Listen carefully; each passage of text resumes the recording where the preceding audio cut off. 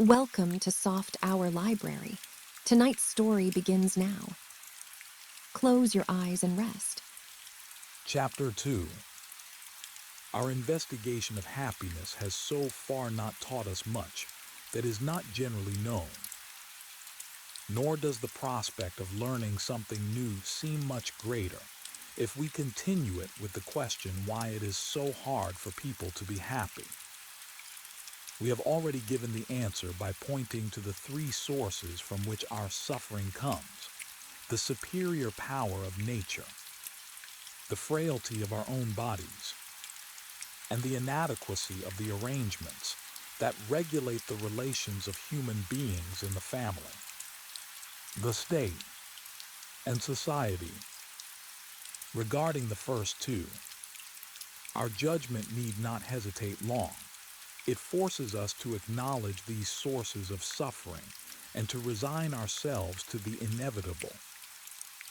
We will never completely master nature, our organism, itself a part of this nature, will always remain a transient, limited structure in adaptation and performance.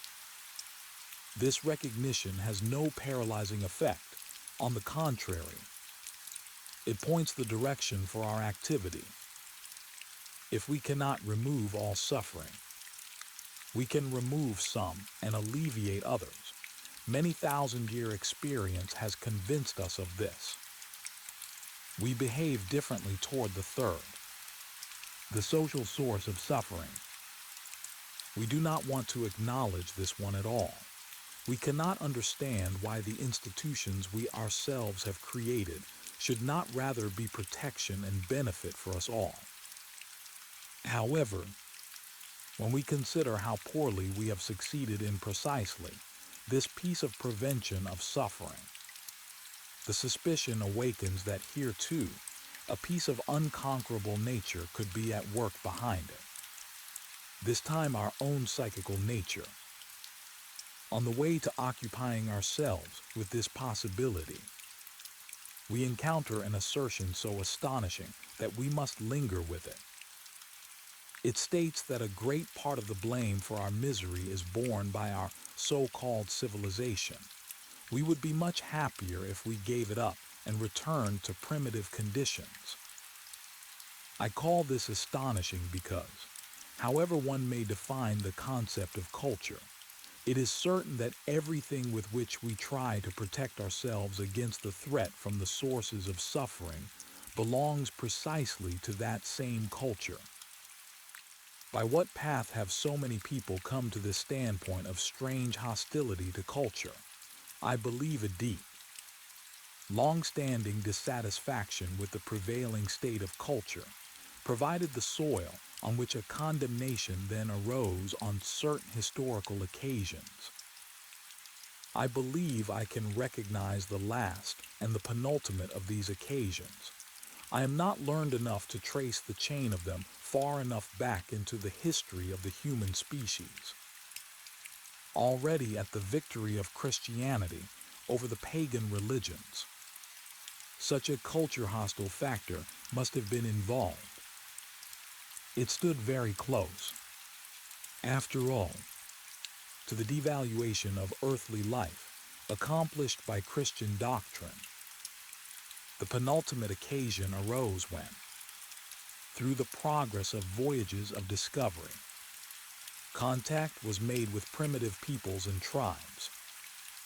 Through insufficient observation and misunderstanding of their customs and manners, they seemed to Europeans to lead a simple, happy life with few needs, unattainable to their culturally superior visitors.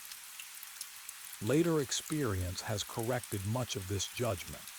In many cases, the measure of life facilitation that was to be thanked to nature's generosity and the convenience in satisfying the great needs had been mistakenly attributed to the absence of complicated cultural demands. The last occasion is particularly familiar to us. It arose when people came to know the mechanism of the neuroses that threaten to undermine the bit of happiness of the civilized person. It was found that a person becomes neurotic because he cannot tolerate the degree of frustration that society imposes on him in the service of its cultural ideals. And it was concluded from this that abolishing or greatly reducing these demands would mean a return to possibilities of happiness. There is also a factor of disappointment. In the last generations, people have made extraordinary progress in the natural sciences and their technical application, and have established their mastery over nature in a previously unimaginable way. The details of these advances are generally known.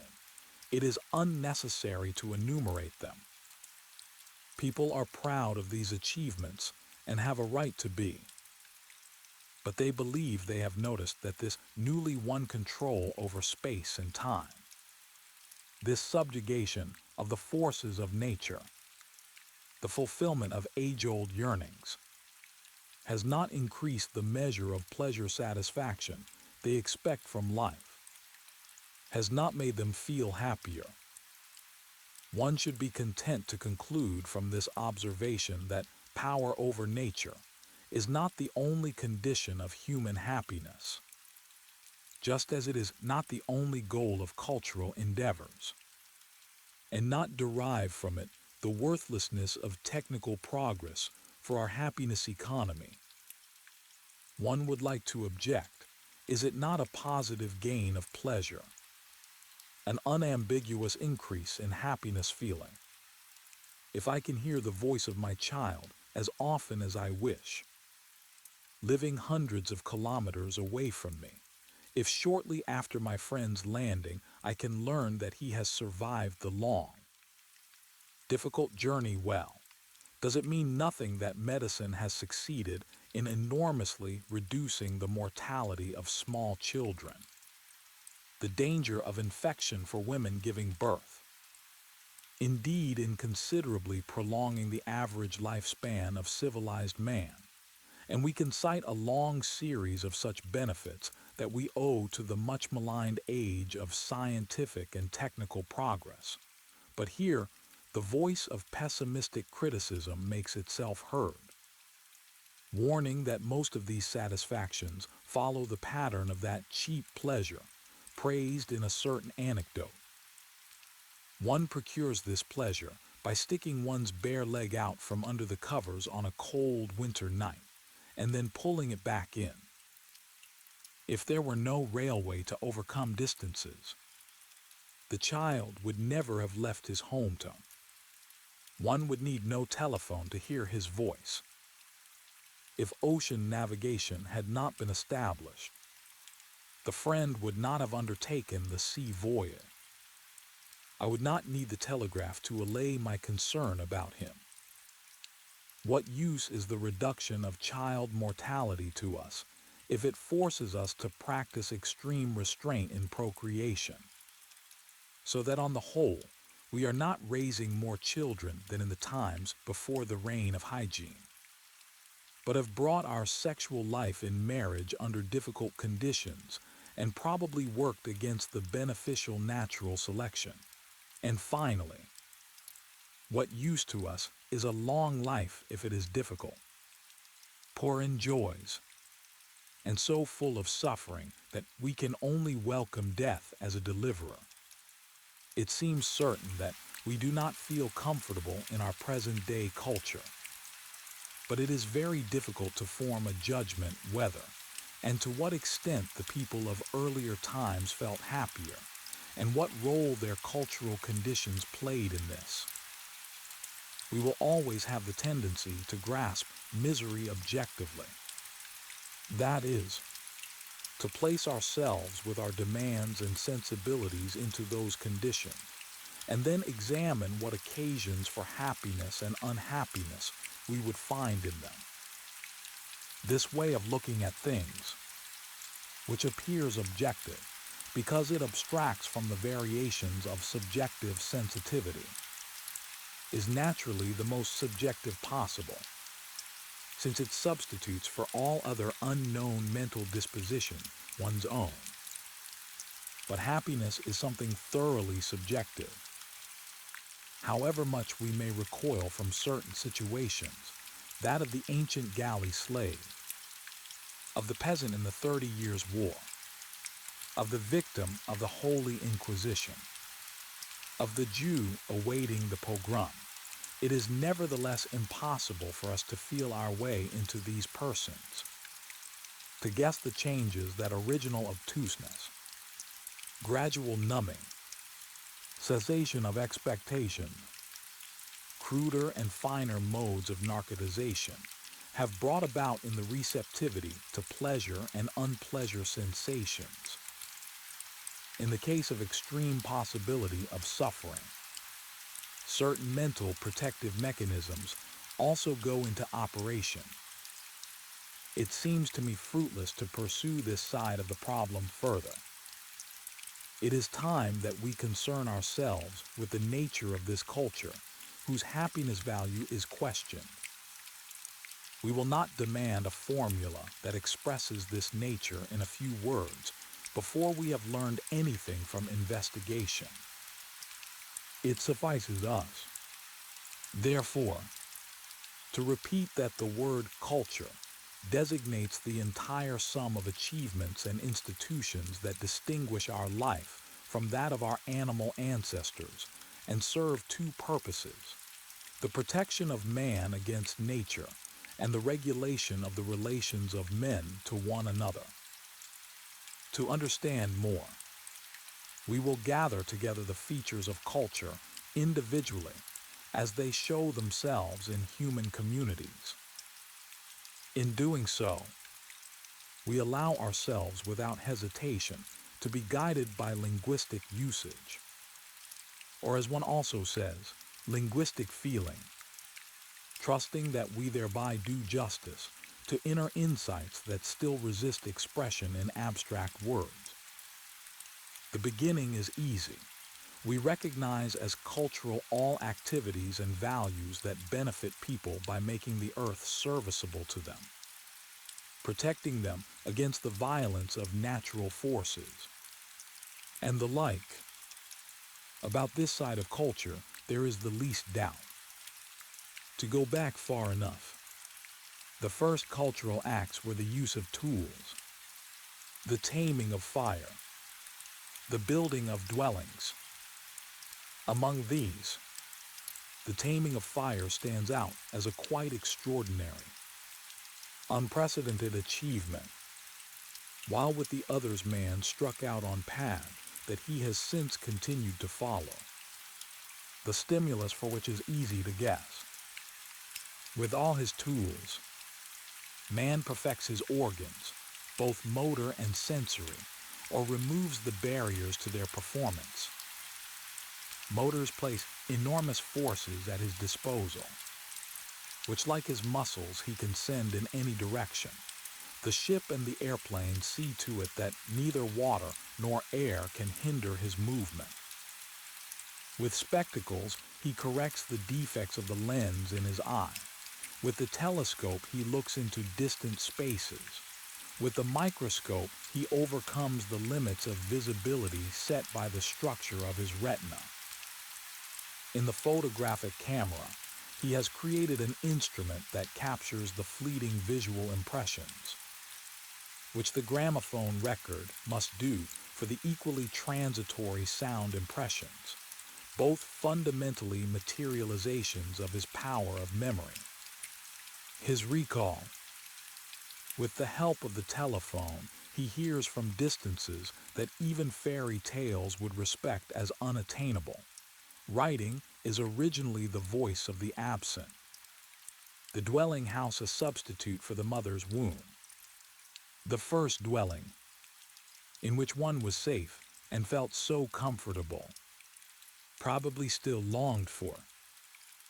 It sounds not just like a fairy tale. It is the direct fulfillment of all of most fairy tale wishes.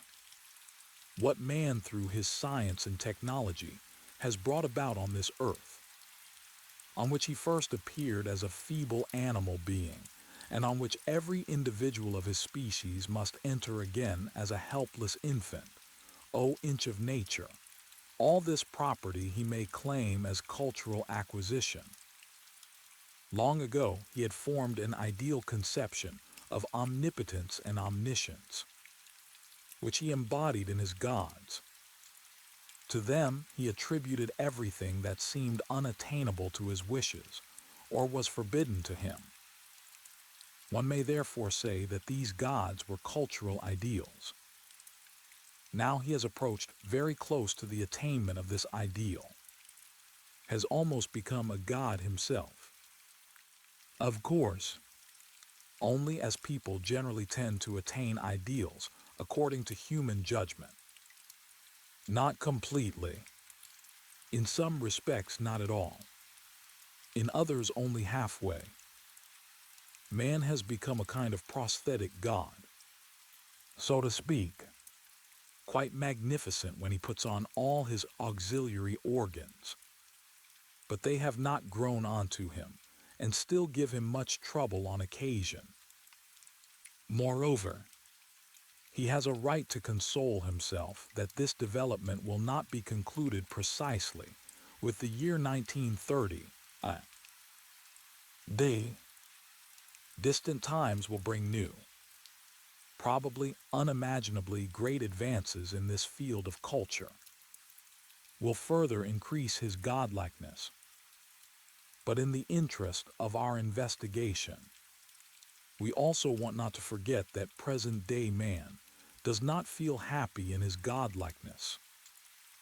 We therefore recognize the cultural level of a country when we find that everything in it is cultivated and expedient that serves man's exploitation of the earth and his protection against the forces of nature. In short, is useful to him. In such a country, let rivers that threaten with floods be regulated in their course, their water channeled through canals to where it is needed.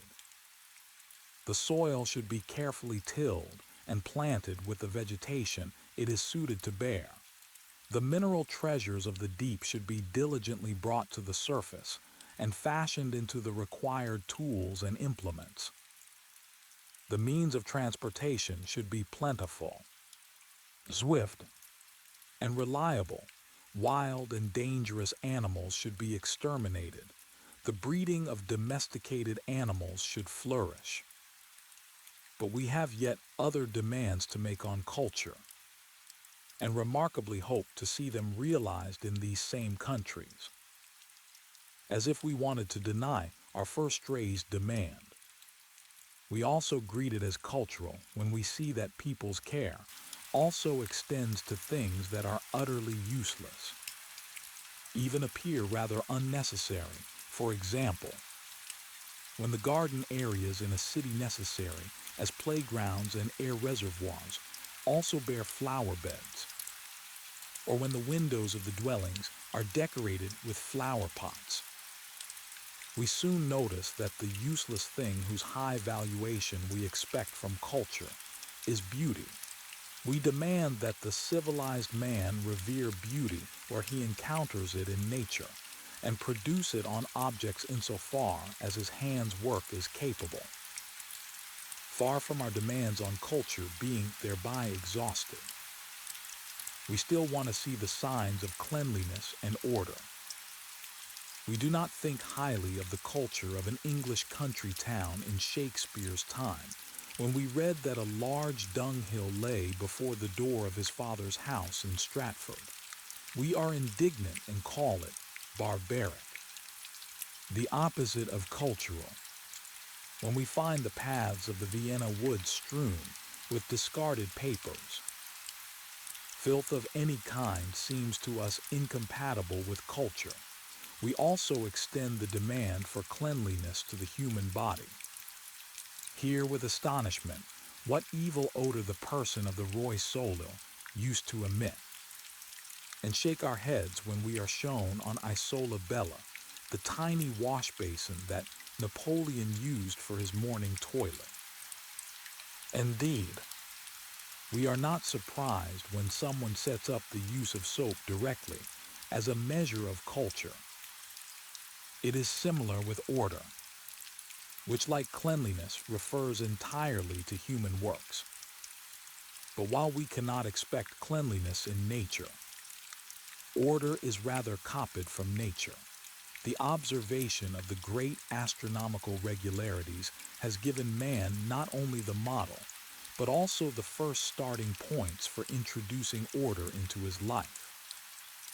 Order is a kind of compulsion to repeat which, through a single regulation, decides when, where, and how something is to be done, so that in every similar case, one is spared hesitation and wavering. The benefit of order is quite undeniable. It enables man the best exploitation of space and time, while sparing his mental forces. One would have a right to expect that it would establish itself in human activity spontaneously and without difficulty from the beginning. And one may be astonished that this is not the case. That man rather shows a natural propensity to carelessness, irregularity, and unreliability in his work, and must laboriously be trained to imitate the heavenly models. Beauty, cleanliness, and order obviously occupy a special position among the cultural requirements. No one will maintain that they are as vital as the mastery of the forces of nature and other factors, yet to be learned about. And yet no one would like to relegate them to the background as inessentials. That culture is not solely concerned with utility is already shown by the example of beauty, which we do not want to be missing among the interests of culture. The utility of order is quite obvious.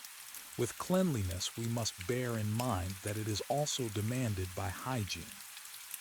And we may surmise that this connection was not entirely foreign to man, even before the era of scientific disease prevention. But utility does not fully explain the striving for it. Something else must be in play. Yet by no other feature do we believe we can better characterize culture than by the valuation and cultivation of the higher mental activities, of intellectual, scientific, and artistic achievements, of the leading role accorded to ideas in human life. Foremost among these ideas are the religious systems, on whose complicated structure I have attempted elsewhere to shed light. Alongside them, the philosophical speculations, and finally what one can call the ideal formations of mankind, their conceptions of a possible perfection of the individual person, of the people, of the whole of humanity, and the demand they raise on the basis of such conceptions, that these creations are not independent of one another, but rather intimately interwoven with one another, makes both their presentation and their psychological derivation more difficult. If we quite generally assume that the driving force of all human activities is the striving toward the two confluent goals of utility and gain of pleasure, we must allow this to apply here too, although it is easily apparent only for scientific and artistic activity. But one cannot doubt that the others also correspond to strong needs of man, perhaps such as are developed only in a minority. Nor should one be led astray by value judgments about individual ones of these religious, philosophical systems and these ideals, whether one seeks the highest achievement of the human spirit in them, or deplores them as aberrations. One must acknowledge that their presence, especially their predominance, signifies a high standard of culture. As a last, certainly not unimportant characteristic of a culture. We must value the way in which the relationships of people to one another are regulated, the social relationships that affect man as neighbor, as auxiliary force, as sexual object of another, as member of a family, of a state. Here it becomes especially difficult to keep oneself free from certain ideal demands and to grasp what is cultural in general. Perhaps one begins with the explanation that the cultural element is given with the first attempt to regulate these social relationships. If no such attempt were made, these relationships would be subject to the arbitrariness of the individual. That is, the physically stronger would decide them in the sense of his interests and drive impulses. Nothing would change even if this stronger one in turn met an even stronger individual. Human communal life first becomes possible when a majority comes together that is stronger than any individual and holds together against every individual. The power of this community then confronts as law the power of the individual, which is condemned as brute force. This replacement of the power of the individual by that of the community is the decisive cultural step. Its essence consists in the members of the community restricting themselves in their possibilities of satisfaction, while the individual knew no such barrier. The next cultural requirement is therefore that of justice. That is, the assurance that the legal order once established shall not be broken in favor of an individual. The ethical value of such law is not decided hereby. The further path of cultural development seems to tend toward making this law no longer the expression of the will of a small community, caste, population stratum, tribal stock, which in turn behaves toward other and perhaps more comprehensive such masses like a violent individual. The final result should be a law to which all, at least all those capable of community, have contributed through their drive sacrifices and which leaves none, again with the same exception, as a victim of brute force. Individual freedom is not a cultural good. It was greatest before any culture, although then mostly without value, because the individual was scarcely in a position to defend it. Through cultural development, it experiences restrictions, and justice demands that these restrictions be spared no one. What stirs in a human community as a freedom impulse may be rebellion against an existing injustice, and so prove favorable to further cultural development, remain compatible with culture. But it can also spring from the remnant of the original personality unbridled by culture, and so become the basis of hostility to culture. The freedom impulse is thus directed against particular forms and claims of culture, or against culture itself. It does not appear that man can through any influence be brought to transform his nature into that of a termite. He will probably always defend his claim to individual freedom against the will of the mass. Much of mankind's struggle concentrates on the single task of finding an expedient. That is, happiness-making balance between these individual and cultural mass claims. One of its fateful problems is whether this balance is achievable through a particular form of culture, or whether the conflict is irreconcilable. By allowing ourselves to be told by common feeling which features in human life should be called cultural, we have gotten a clear impression of the total picture of culture, though admittedly at first learned nothing that is not generally known. At the same time, We have guarded against agreeing with the prejudice that culture is equivalent to perfection. Is the path to perfection prescribed for man? But now a view forces itself upon us that perhaps leads elsewhere. Cultural development appears to us as a peculiar process that runs over mankind, and much about it strikes us as familiar. This process we can characterize by the changes it makes with the known human drive dispositions, whose satisfaction is after all the economic task of our life.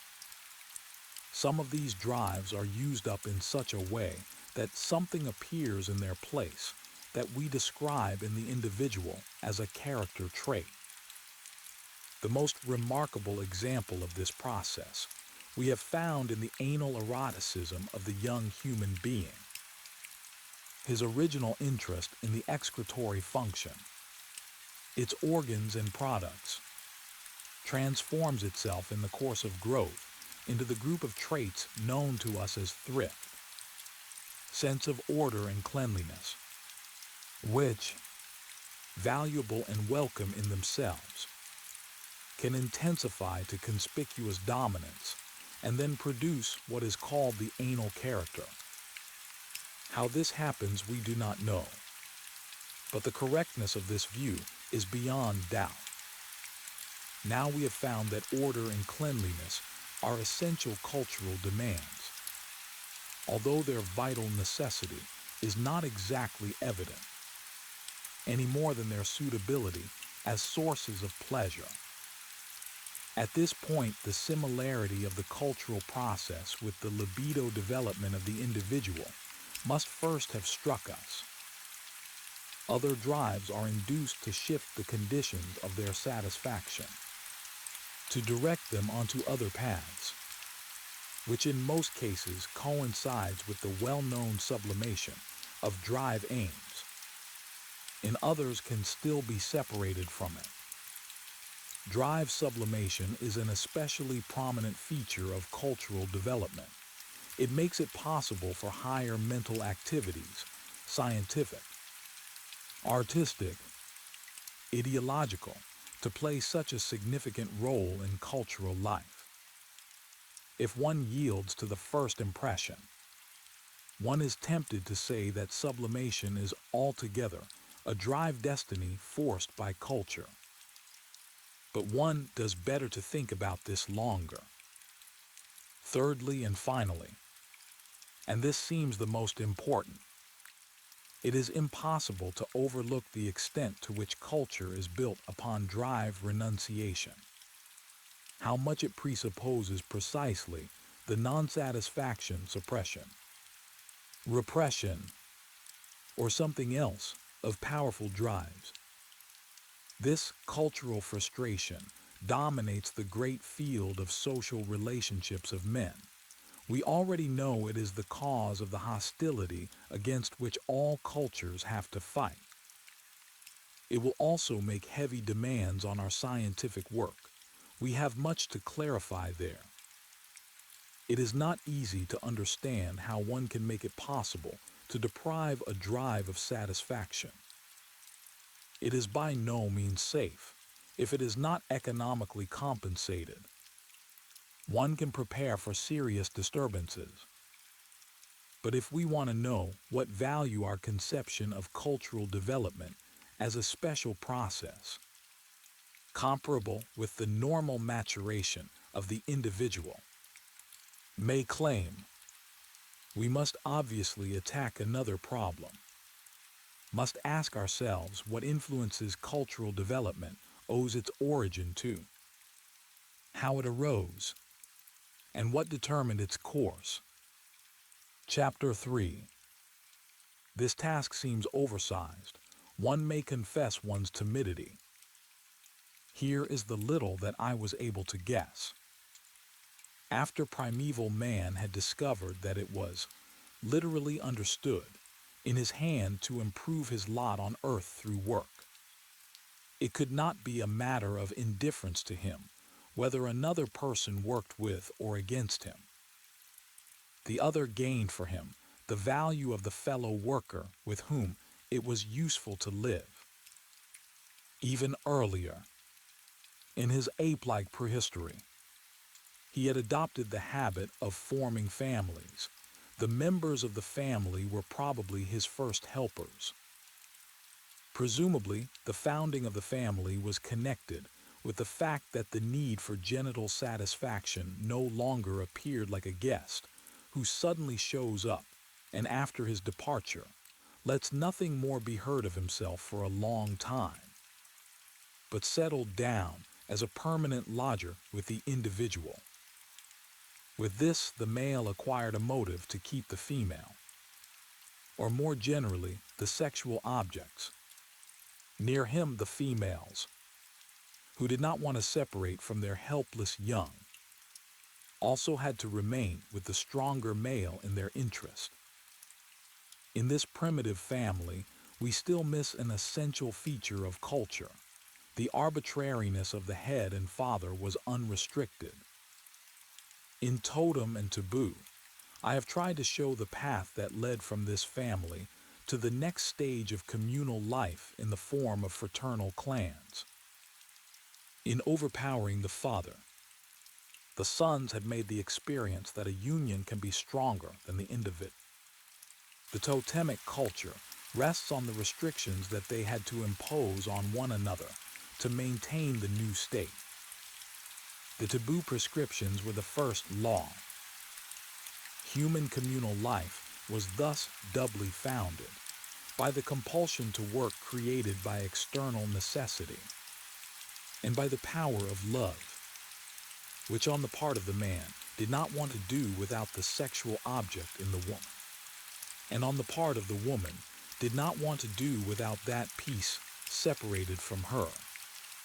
The child, Eros and Anan, thus also became the parents of human culture. The first cultural success was that a larger number of people could now remain in community. And since both great powers work together in this, one might expect that further development would proceed smoothly toward ever better mastery of the external world, as well as toward further extension of the number of people comprised by the community. Nor is it easy to understand how this culture could act otherwise than happily upon its participants. Before we yet investigate where a disturbance can come from, let us be distracted by the recognition of love as one of the foundations of culture to fill in a gap in an earlier discussion.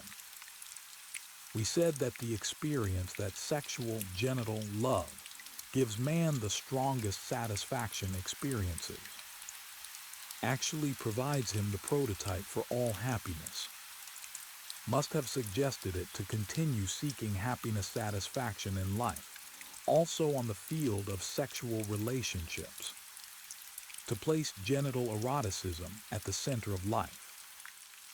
We continued that in this way one makes oneself dependent in a most precarious manner on a piece of the external world, namely on the chosen love object, and exposes oneself to the greatest suffering if one is spurned by it, or loses it through unfaithfulness or death. The wise men of all ages have therefore emphatically warned against this way of life. Nevertheless, it has not lost its attraction for a large number of human children. A small minority is enabled by their constitution to find happiness nonetheless on the path of love, whereby far-reaching mental modifications of the love function are indispensable. These persons make themselves independent of the object's consent by shifting the main value from being loved to their own loving.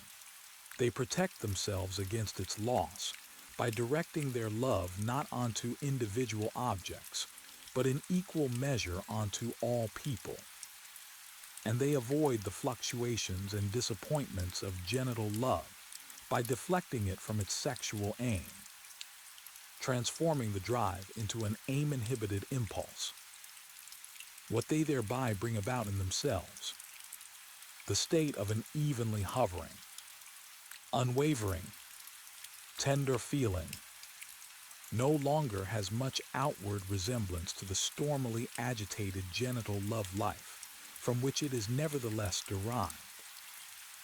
Saint Francis of Assisi may have gone furthest in thus exploiting love for the inner happiness feeling, what we recognize as one of the techniques of fulfilling the pleasure principle has also been related to religion, with which it may be connected in those remote regions where the distinction of the ego from objects and of these from one another is neglected.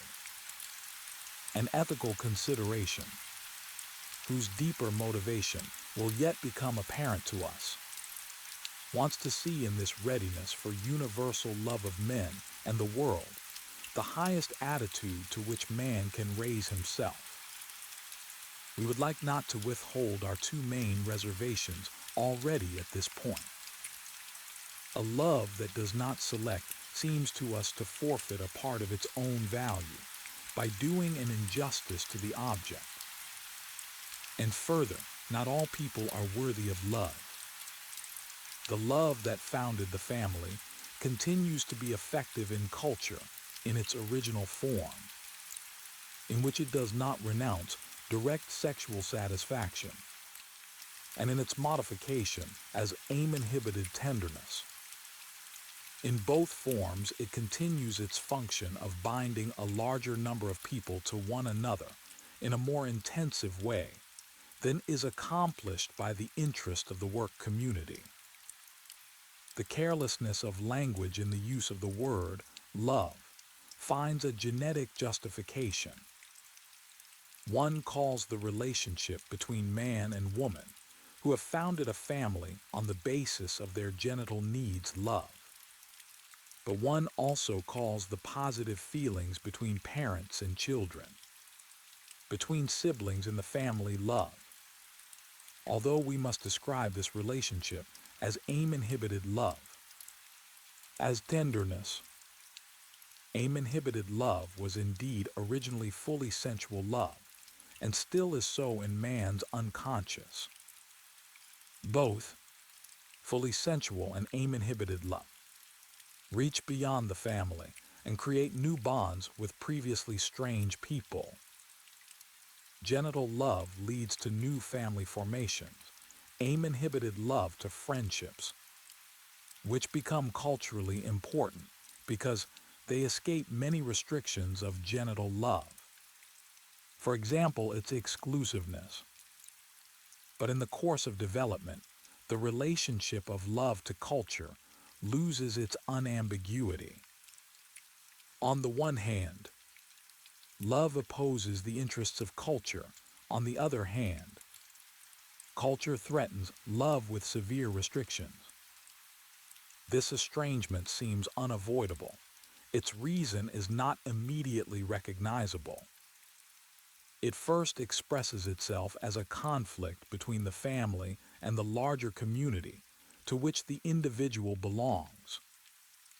We have already guessed that it is one of culture's main endeavors to bind people together into large units. But the family will not release the individual. The more intimate the cohesion of family members is, the more they are often inclined to cut themselves off from others, the more difficult their entry into the wider circle of life becomes. The phylogenetically older, in childhood alone existing manner of communal life defends itself against being superseded by the later acquired cultural one. Detachment from the family becomes a task for every young person, in solving which society often supports him through puberty and initiation rites. One gains the impression that these are difficulties inherent in all psychical, indeed fundamentally in all organic, development.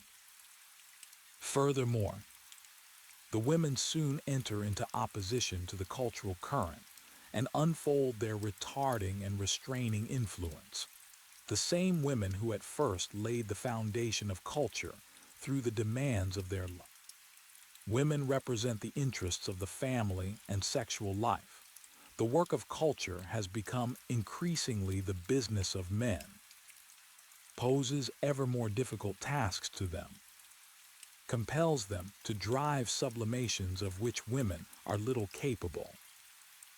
Since man does not have unlimited quantities of psychical energy at his disposal, he must accomplish his tasks by an expedient distribution of libido.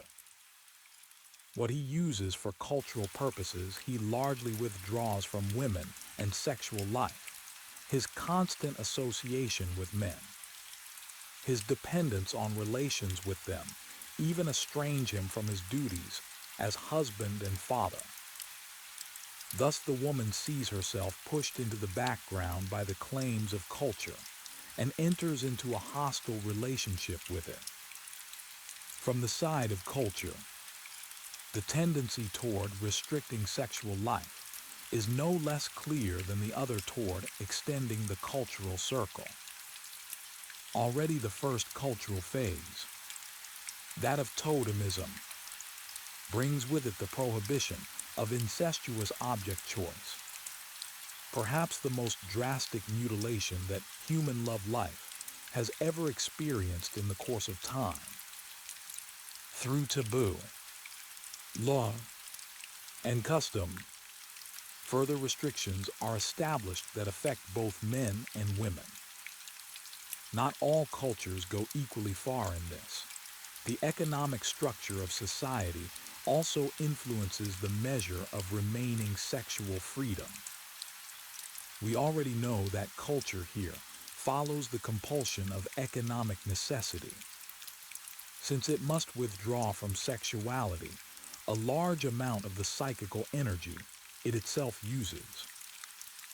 In this, culture behaves toward sexuality like a tribe or a stratum of the population that has subjected another to its exploitation.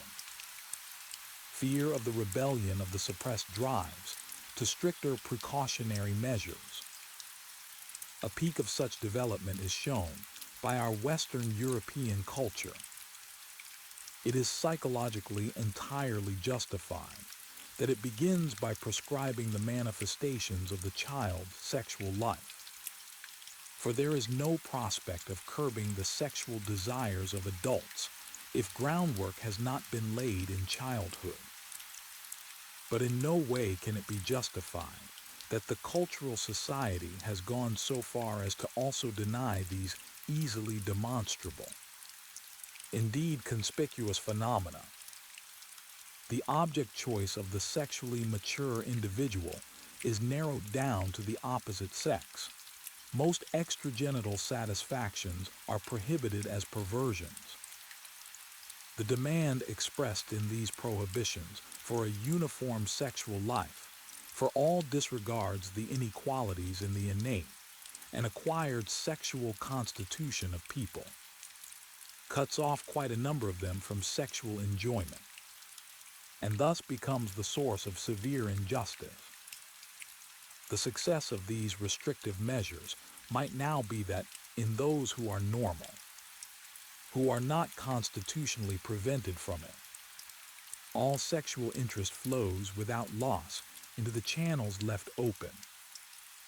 But what remains free from proscription, heterosexual genital love, is further impaired by the restrictions of legitimacy and monogamy.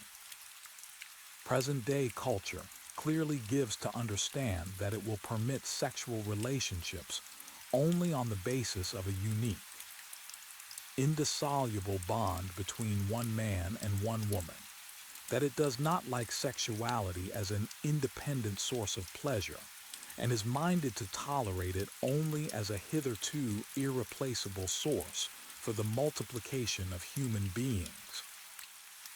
This is naturally an extreme. It is well known that it has proved impracticable even for shorter periods.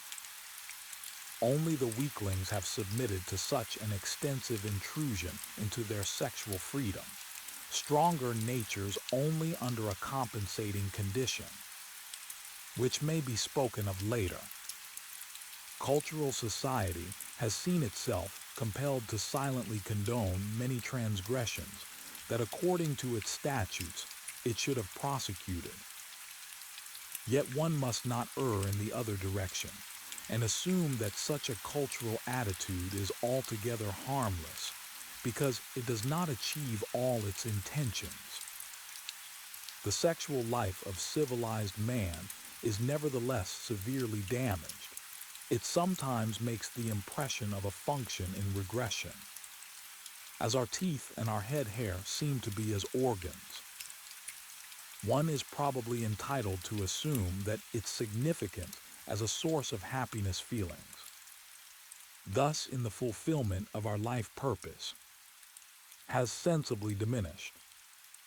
Sometimes one believes one recognizes that it is not only the pressure of culture, but something about the nature of the function itself that denies us full satisfaction and urges us onto other paths. This may be an error, it is hard to decide.